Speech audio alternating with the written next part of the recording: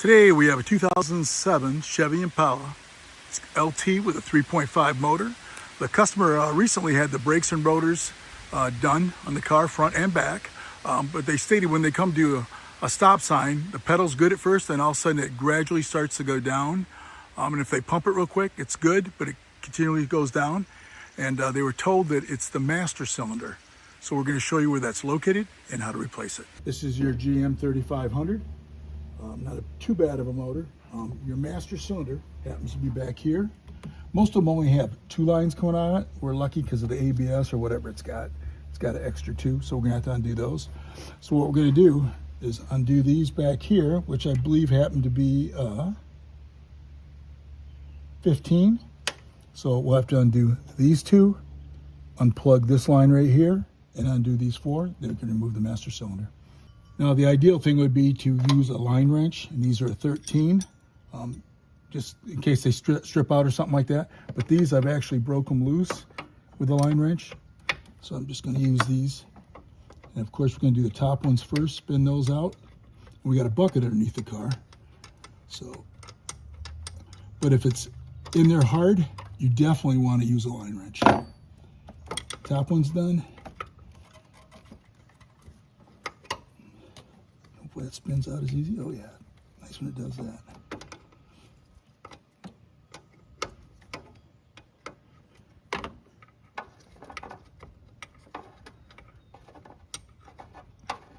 Okay, this car actually had the brakes done recently and everything was good, but then when they went to a stop sign, all of a sudden the pedal would start slowly, gradually going to the floor. So that tells you your master cylinder has got a leak in it. It wasn't a visual leak, but it was like an internal seal or something. So I'm gonna replace this real quick. Okay, there's two out of the four. Get those out of the way. Head down for the bottom ones. Whatever you do, don't strip these out. If it's coming out hard, you definitely want to use that line wrench.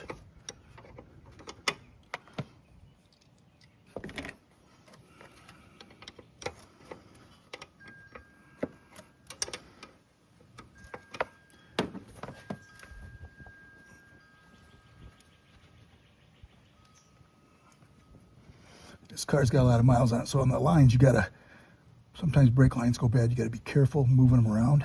I mean, you can move it out a little and stuff like that, but I wouldn't pry too much on it.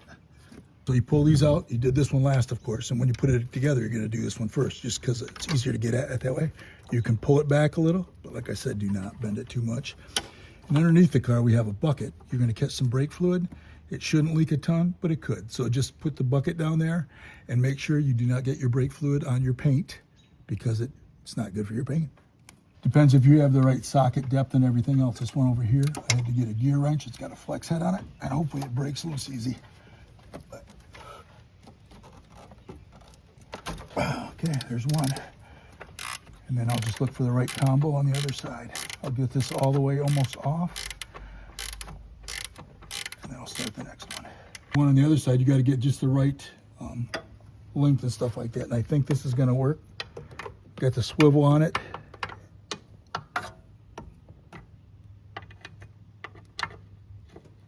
Okay, that's on.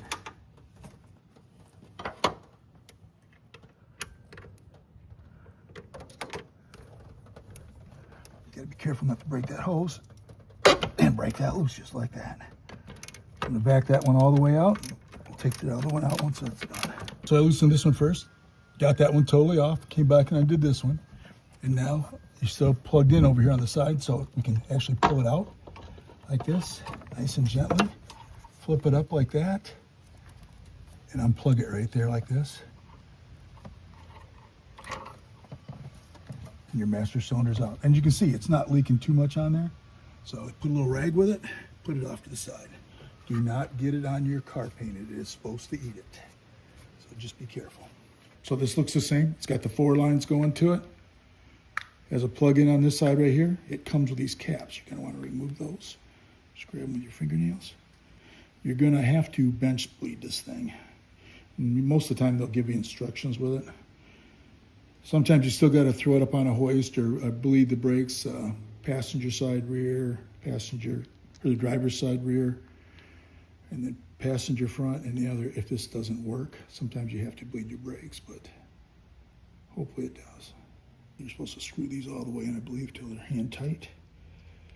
A couple of them are bigger than the other ones. Make sure you don't cross thread them. All right, so when you're going to bench bleed it, you don't want to hook on this whatsoever. You'd mar that surface, so you can't do that. So just hook on right there. Tighten that up. You got to use .3 in these things. Fill that up. Leave the top off and gently push the plunger in until when you're doing it, it only goes down 1/8 of an inch. Okay. And that should bleed it.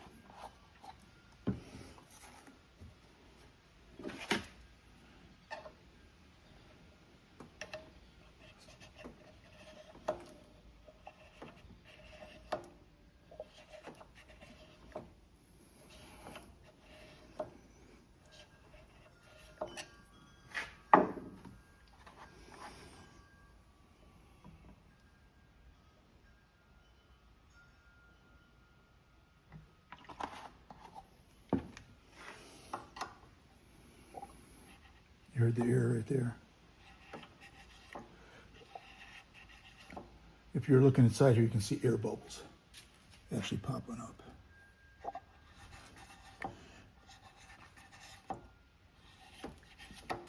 This piston should get harder and harder as you do it.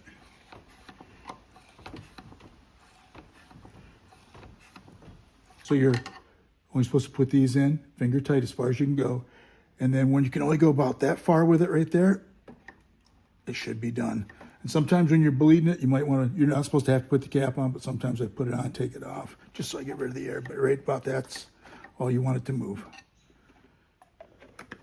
So get the new master cylinder. These are loose, so I'm gonna leave those on. Shouldn't drip any fluid, but just in case. First thing I do is plug this thing in, just like this. Make sure she snaps, like that. And then go down here and line it up on both sides, which I missed the one side. So back it up like that. And make sure these lines are out of the way so they're not holding me back. Like that, pull them back, and then slide it in place, just like that. I'm gonna get this nut on first, and then I'm gonna go with the other side and put that one on. I wanna make sure we got something holding it. We tightened up the other side. We're just gonna snug this one up. Okay, that's tight. Next thing we're gonna do is move this down a little, take this one out, and put the bottom one in first. So I don't know if it'll lose any fluid or not, but hopefully not. Just like that. And then we'll put that one up in there. Actually, we're gonna do both of them. I'm just hoping not to drop any fluid.